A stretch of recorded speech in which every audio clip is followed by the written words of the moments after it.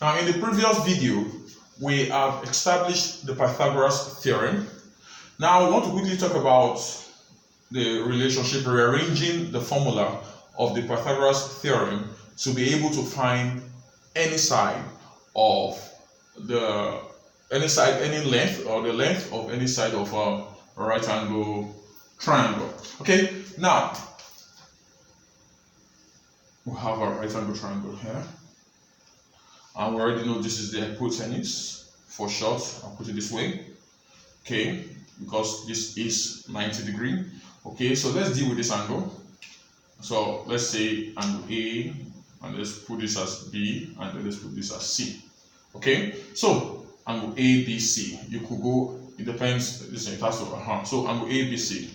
So if this is B, we'll have, if we're dealing with this angle B, then the side here will become the opposite, OPP for short, and the other side becomes the adjacent, ADJ for short.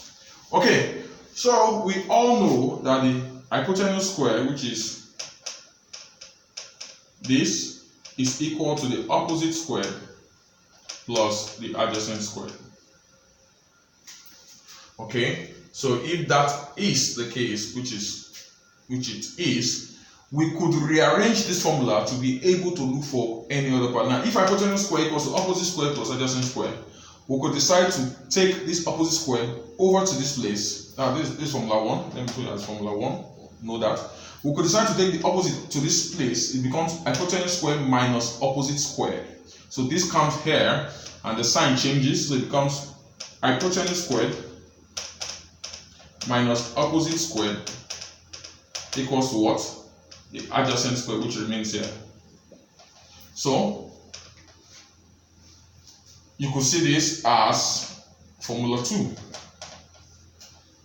So if you are looking for the adjacent squared, subtract the opposite squared. If you are looking for this adjacent, subtract the opposite squared from the hypotenuse squared, and you get the adjacent square. And of course, if you square with that, you get the adjacent. Now, if you are looking for the opposite square, you take this one to the other side.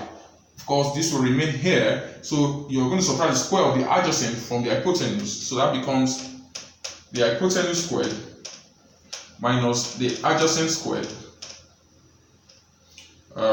equals the opposite squared. Formula 3. You get that? Okay, so with these three formulas, they are simply one formula. With this three formula, you can find the length of any side of a right angle triangle given the other two sides. Okay, so let's look at an example.